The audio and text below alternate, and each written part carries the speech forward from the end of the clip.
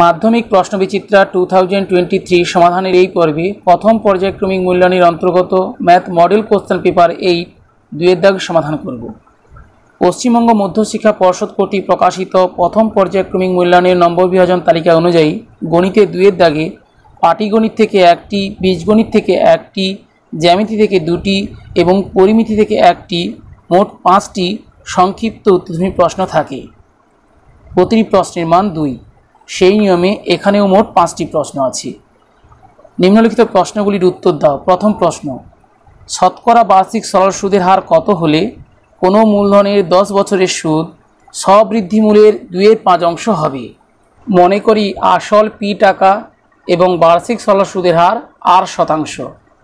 প্রশ্নানুসারে P টাকার বার্ষিক R% সরল সুদের হারে 10 বছরের সুদ PTR/100 সূত্রানুযায়ী P × 10 × R/100 টাকা equal P plus P × 10 × R/100 টাকার 2/5 ইন্টু 2/5, অর্থাৎ P টাকার বার্ষিক R% সরল সুদের হারে 10 বছরের সুদ স্ববৃদ্ধিমূলের 2/5, স্ববৃদ্ধিমূল অর্থাৎ আসল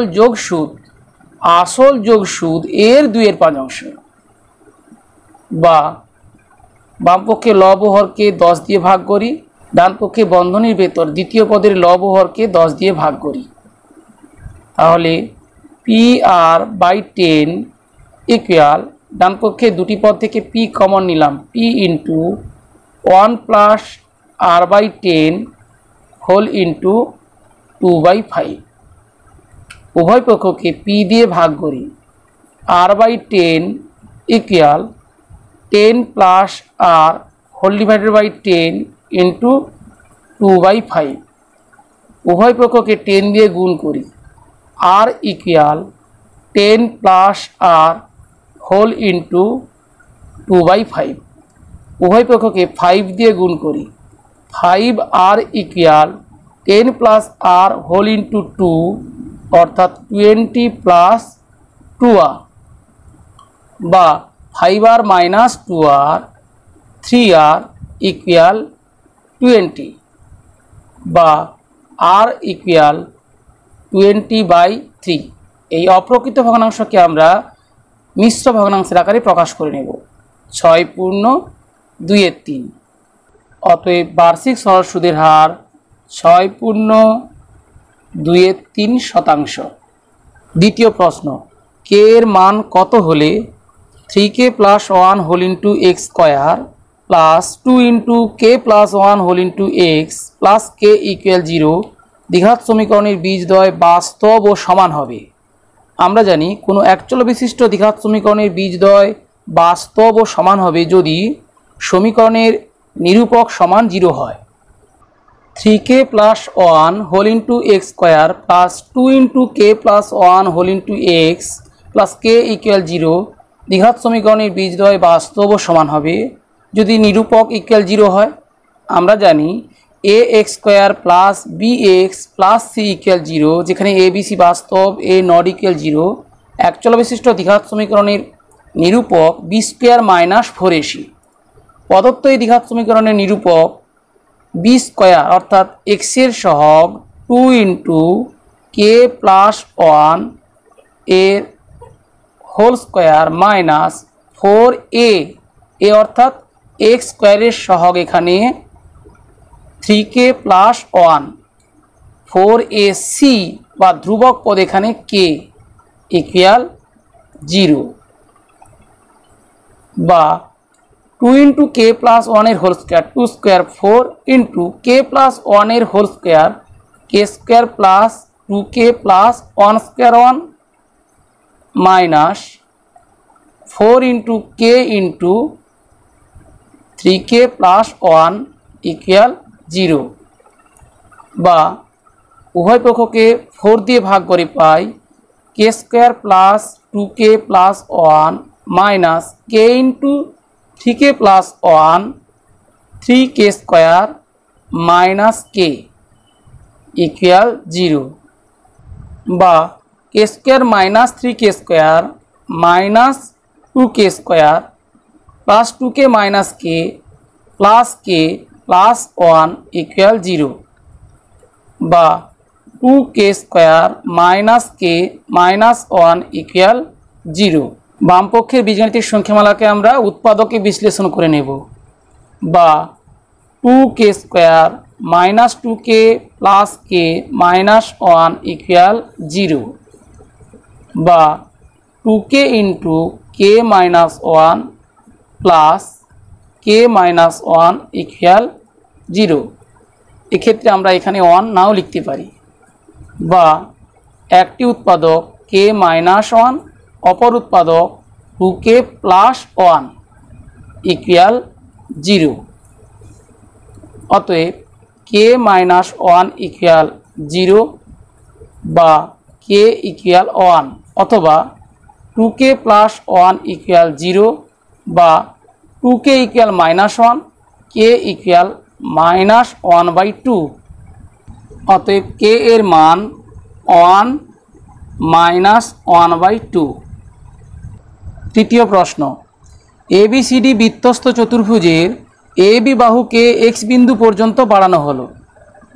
কোণ এক্স বিসি ইকুয়াল 82 ডিগ্রি এবং কোণ এডিবি ইকুয়াল 47 ডিগ্রি হলে কোণ বিএসি এর মান নির্ণয় করো। এবিসিডি বৃত্তস্থ চতুর্ভুজের এবি বাহুকে এক্স বিন্দু পর্যন্ত বাড়ানো হলো। কোণ বিএসি এর মান নির্ণয় করতে হবে। কোণ বিএসি ইকুয়াল কোণ বিডিসি, কারণ লক্ষ্য করো বিসি বৃত্তচাপের দ্বারা গঠিত বৃত্তস্থ কোণ বিএসি এবং বৃত্তস্থ কোণ বিডিসি যেহেতু একই বৃত্তাংশস্থ সকল বৃত্তস্থ কোণের মান সমান, অতএব কোণ বিএসি ইকুয়াল কোণ বিডিসি।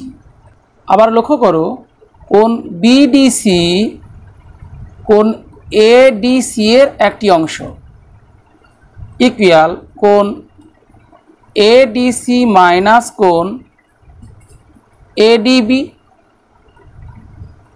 ইকুয়াল কোণ এডিসি এবিসিডি বৃত্তস্থ চতুর্ভুজের ডি কোণ।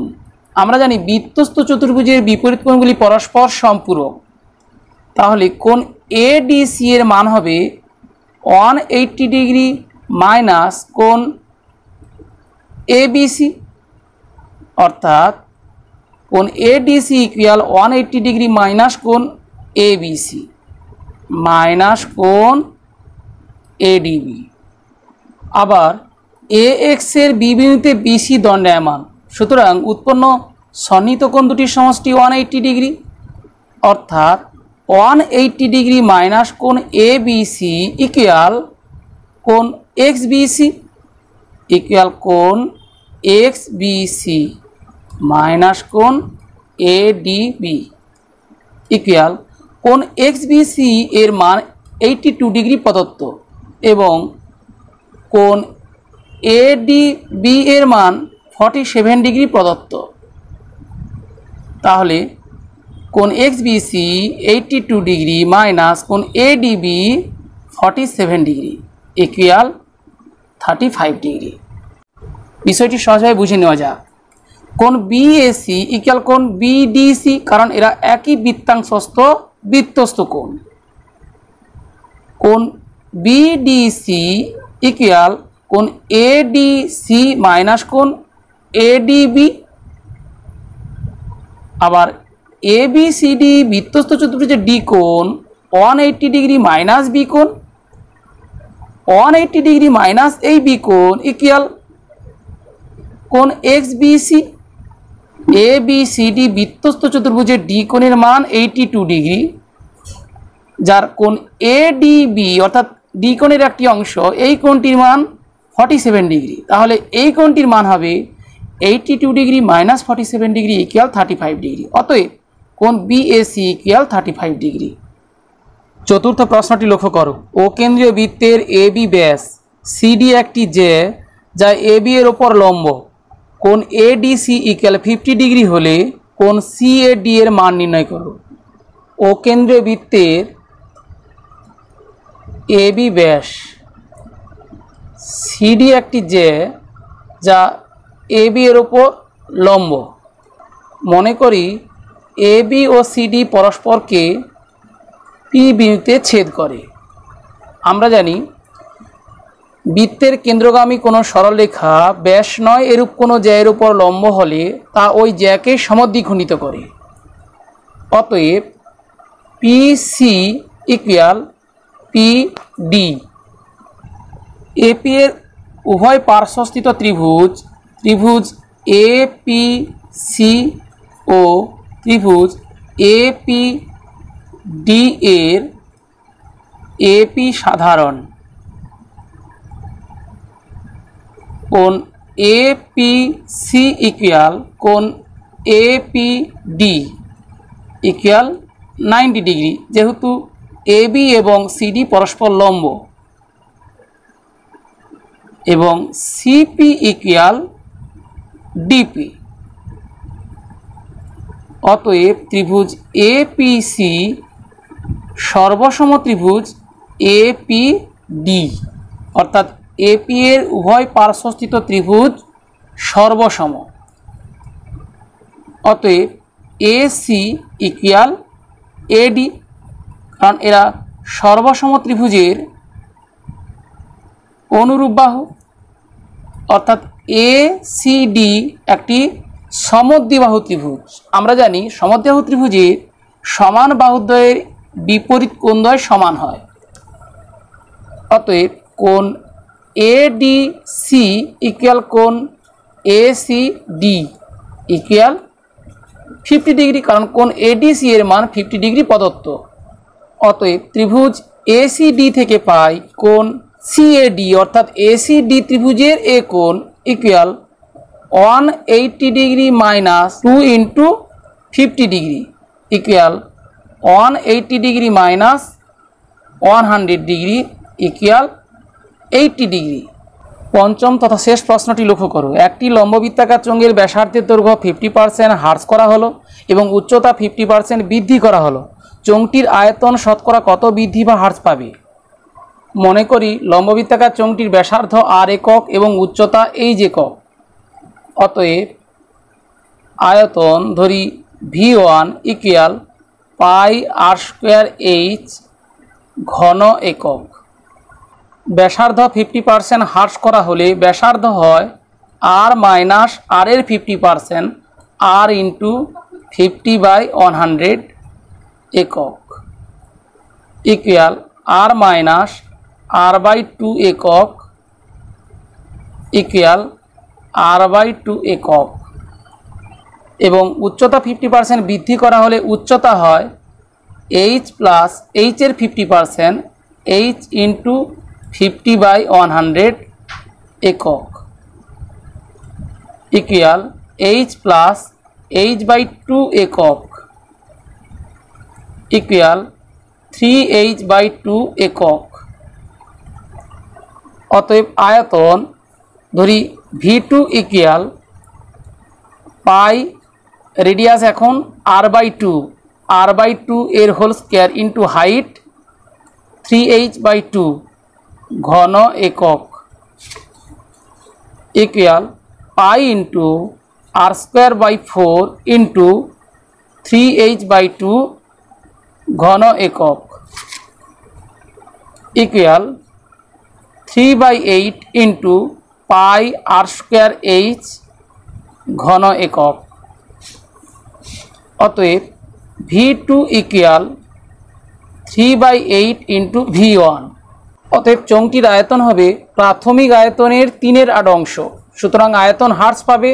অতএব আয়তন হ্রাসের হার ইকুয়াল প্রাথমিক আয়তন মাইনাস অন্তিম আয়তন বাই প্রাথমিক আয়তন ইন্টু 100% ইকুয়াল লবহরকে V1 দিয়ে ভাগ করে পাই 1 minus 3/8 whole divided by 1 into 100% equal 8 minus 3 whole divided by 8 অর্থাৎ 5/8 ইন্টু 100% ইকুয়াল লব হরকে 4 দিয়ে ভাগ করে পাই 25/2 25 ইন্টু 5 125/2% ইকুয়াল 62.5%। ডিয়ার স্টুডেন্টস, আশা করি এই পর্বের প্রতিটি সমস্যার সমাধান কৌশল বুঝতে পেরেছো। বুঝতে কোনো সমস্যা হলে কমেন্টসে জানাও এবং পরবর্তী পর্বের নোটিফিকেশান পাওয়ার জন্য চ্যানেলে প্রথম হলে চ্যানেলটি সাবস্ক্রাইব করে পাশে থাকা বেল আইকনটি প্রেস করো।